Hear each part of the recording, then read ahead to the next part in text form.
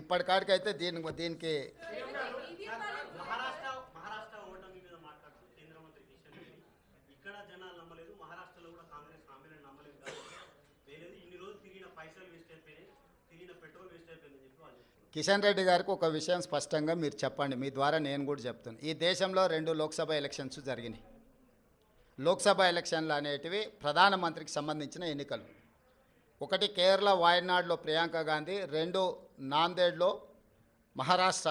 మహారాష్ట్ర మేము గెలిచినామని గొప్పలు చెప్పుకొని జబ్బలు జరుచుకుంటున్నాడు కిషన్ రెడ్డి. అక్కడ ఈ 2 పార్లమెంట్లల్లో నరేంద్ర మోడీని ఓడించి అక్కడి ప్రజలు రాహుల్ గాంధీ నాయకత్వాన్ని, మల్లికార్జున్ ఖర్గే నాయకత్వాన్ని బలపరిచినారు.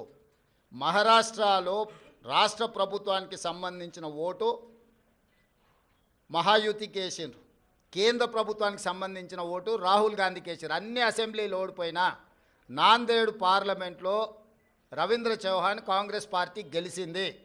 దీన్ని బట్టి నరేంద్ర మోడీ నాయకత్వాన్ని, ఆ మంత్రివర్గంలో పనిచేస్తున్న కిషన్ రెడ్డిని చీదరించుకున్నారు, చీకొట్టిరు మహారాష్ట్ర ప్రజలు. కేరళలో రాహుల్ గాంధీ గారికి వచ్చిన మెజారిటీ కంటే ప్రియాంక గాంధీ గారికి ఎక్కువ మెజారిటీ వచ్చింది. ఓటింగ్ పర్సంటేజ్ రాహుల్ గాంధీ గారు పోటీ చేసినప్పుడు 75%, ప్రియాంక గాంధీ గారు పోటీ చేసినప్పుడు 65%. రాహుల్ గాంధీ గారికి 3,64,000 మెజారిటీ వస్తే ప్రియాంక గాంధీ గారికి 4,10,000 మెజారిటీ వచ్చింది. అంటే మోడీ నాయకత్వాన్ని కేరళ తిరస్కరించడమే కాకుండా మహారాష్ట్రలో అద్భుతమైన విజయం సాధించినని గొప్పలు చెప్పుకుంటున్న బీజేపీని పార్లమెంటులో, నాందేడ్ పార్లమెంట్లో ఎక్కడైతే ఉత్తమ్ కుమార్ రెడ్డి గారు ఇన్ఛార్జిగా వ్యవహరించారో ఆ సీటు కాంగ్రెస్ పార్టీ గెలిచింది.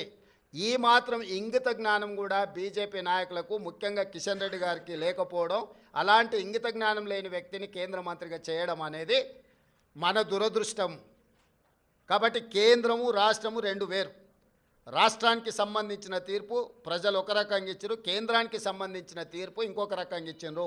కర్ణాటకలో 3 అసెంబ్లీ ఎన్నికలు జరిగితే 3 బీజేపీ అత్తా లేదు పత్తా లేదు కాంగ్రెస్ పార్టీ గెలిచింది.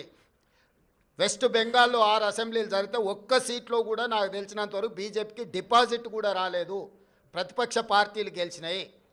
ఈ రకంగా దేశంలో ఏ కొనను చూసినా మోడీ నాయకత్వాన్ని తిరస్కరించిన విషయాన్ని కప్పిపుచ్చుకోవడానికి మహారాష్ట్రలో మీ ప్రభుత్వం ఉంది, మీ ప్రభుత్వం ఏర్పడ్డది.